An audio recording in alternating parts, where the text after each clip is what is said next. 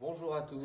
Bon, vous êtes pas mal à m'appeler, à me questionner sur le fait que je défère mes chevaux et j'ai quelques cavaliers qui profitent un peu du confinement pour passer le cap, pour déferrer leurs chevaux.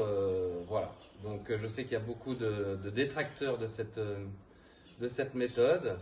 Euh, Beaucoup de gens pensent que le cheval est un ongulé, doit poser sur l'ongle, donc avec des fers, et nous on pense que le cheval doit reposer sur ses pieds. Donc on fait un parage un petit peu spécial, qui n'a rien non plus d'extraordinaire. Mais il y a quand même 2-3 petits trucs à savoir. Donc là on va prendre une jeune jument de 5 ans qui a un parage assez long, donc qui est bonne à refaire. Voilà, donc je vais vous montrer un petit peu cette démarche. Nous, ça fait 1 an maintenant qu'on défère, on a des très bons résultats, les chevaux sont vraiment bien. Je monte encore quelques chevaux en concours ferrés, mais bon, la plupart sont déferrés. Voilà, donc là vous pouvez voir, il y a vraiment une grosse paroi externe. Moi je commence toujours par faire les barres. Bon là il y a très peu de barres, c'est-à-dire un petit peu dégager ça. Là on va essayer de chercher la forme d'un tremplin de ski pour aller vers le talon en fait, hein, ici. Là pareil, voilà, pour retirer les barres un petit peu vers les talons en ligne droite. Voilà. Ensuite, bon, on va couper les ongles, hein, tout simplement. Hein.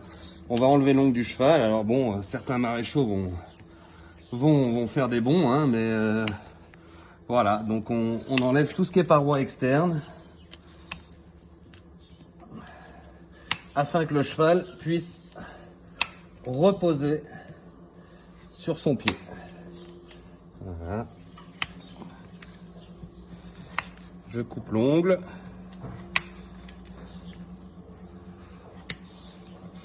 Alors évidemment, il est très difficile de remettre un fer après ça, hein, vu que j'enlève la partie où un maréchal va planter ses clous. Si jamais vous avez une compétition sur l'herbe, eh ben, rien n'empêche de referrer votre cheval. Bon, il faudra le laisser un petit moment sans le parer afin qu'il refasse un peu de paroi externe. Voilà, donc là j'ai coupé l'ongle, je vais remettre un petit peu tout ça au propre. Voilà, avec un angle de 45 degrés à peu près. Voilà.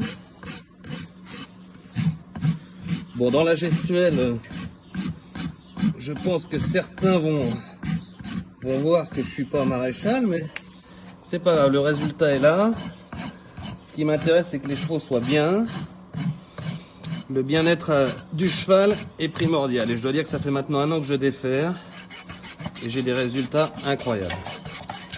Des chevaux, bon, bah, j'imagine que j'ai commencé avec un cheval boiteux et dont le vétérinaire n'avait pas de solution. Voilà, j'ai commencé comme ça et ce cheval finalement est revenu droit et fait à nouveau du concours. Donc voilà, c'est vraiment l'intérêt de déferrer. Voilà, donc là comme vous pouvez voir, j'ai vraiment coupé toute la paroi externe. Après je regarde mes talons, bon normalement on peut les mesurer, mais on peut aussi les mettre un peu comme ça. Et là je fais mon rolling tout autour du pied pour pas que la corne casse. Là ici je vais faire une forme un petit peu de carrosserie, je vais faire une aile de voiture pour pas que mes talons partent vers l'extérieur.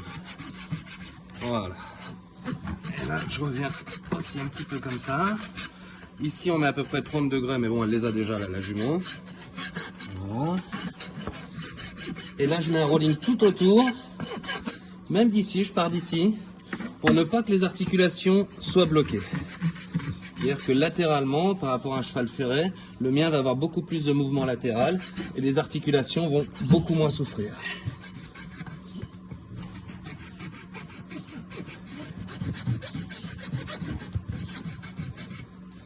Voilà, je vais essayer de donner un peu de rondeur à mon pied.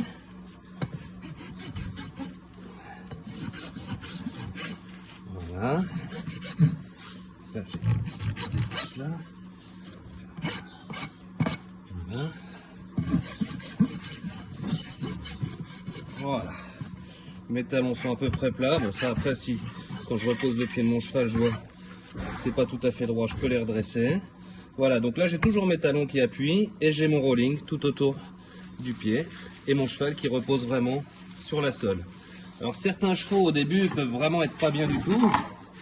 Évidemment, les chevaux qui ont posé toute leur vie sur l'ongle et d'un coup d'un seul vont reposer sur le pied, bon, il y a forcément un temps d'adaptation. Alors certains chevaux sont tout de suite bien et après se trouvent à nouveau un peu moins bien. Et d'autres chevaux, à l'inverse, sont pas bien au début, sont beaucoup mieux après. Il n'y a pas vraiment de règles. Il y a des moments de doute. C'est vrai que parfois on se demande si on fait bien ou pas. Mais avec le recul, avec le temps, 100% des chevaux, enfin en tout cas moi je constate dans mon écurie que 100% des chevaux sont beaucoup mieux. Ça c'était pour l'antérieur, je vais vous faire un postérieur. Les postérieurs c'est un tout petit peu différent.